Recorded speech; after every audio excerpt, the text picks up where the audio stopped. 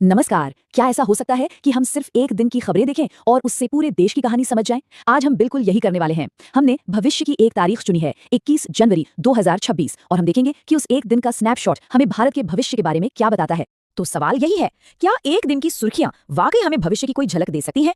चलिए 21 जनवरी 2026 की खबरों की दुनिया में चलते हैं और पता लगाते हैं। तो चलिए सबसे पहले बात करते हैं एक आधुनिक भारत बनाने की। ये खबरें हमें उन बड़े बड़े राष्ट्रीय प्रोजेक्ट्स के बारे में बताती हैं जो सिर्फ ईंट पत्थर का निर्माण नहीं बल्कि भविष्य के लिए भारत का एक मजबूत इरादा है।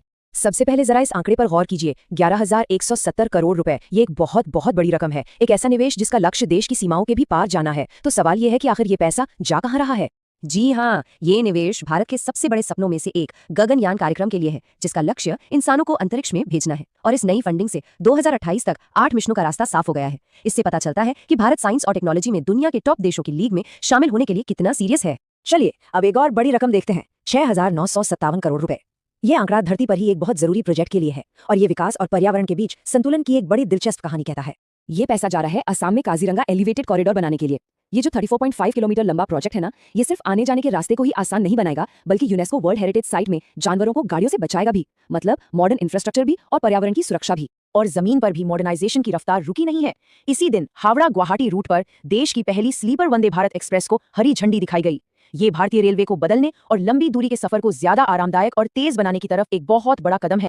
अब देखिए, जब विकास इतनी तेजी से होता है तो अपने साथ कुछ चुनौतियां भी लेकर आता है, और यहीं से शुरू होती है हमारी दूसरी थीम, स्थिरता की चुनौती, यानी ग्रोथ और कंजर्वेशन के बीच एक नाजुक संतुलन बनाना।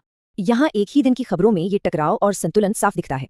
एक तरफ है स्पेस मिशन और हाई स्पीड ट्रेनें यानी तेज विकास, और दूसरी तरफ है वाइल्ड लाइफ कॉरिडोर और डॉल्फिन बचाने की कोशिशें यानी पर्यावरण का संरक्षण। ये दिखाता है कि एक ही समय में दोनों चीजों पर ध्यान दिया जा रहा है। इस बैलेंस का एक बेहतरीन उदाहरण है ये नई टेलिंग्स पॉलिसी। अब ये क्या है? इसका सीधा सा मतलब है कि जो माइनिंग से कचरा निकलता है उससे लिथियम और कोबाल्ट जैसे जरूरी मिनरल्स निकाले जाएंगे। इससे न सिर्फ कचरे का सही इस्तेमाल होगा बल्कि क्लीन एनर्जी के लिए दूसरे देशों पर हमारी निर्भरता भी कम होगी। है ना, ये एक दूर की सोच वाला कदम। और पर्यावरण को बचाने की ये कोशिशें सिर्फ जमीन तक ही सीमित नहीं है। इसी दिन प्रोजेक्ट डॉल्फिन के तहत देश भर में दूसरा सर्वे शुरू हुआ। ये गंगा, सिंधु और ब्रह्मपुत्र जैसी हमारी बड़ी नदियों को कवर करता है, जो दिखाता है कि देश के जलीय जीवन को बचाने के लिए भी एक साफ प्रतिबद्धता है।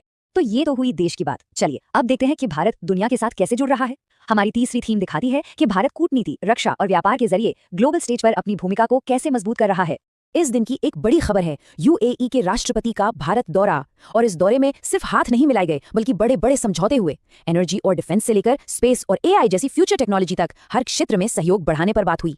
ये एक ऐसी गहरी पार्टनरशिप को दिखाता है जो सिर्फ व्यापार से कहीं आगे है, और दुनिया के साथ ये जुड़ाव सिर्फ आर्थिक ही नहीं बल्कि सुरक्षा के लिहाज से भी मजबूत हो रहा है। इसी दिन भारत ने अपने दो अहम पड़ोसियों मालदीव और श्रीलंका के साथ 17वां दोस्ती त्रिपक्षीय सैन्य अभ्यास शुरू किया।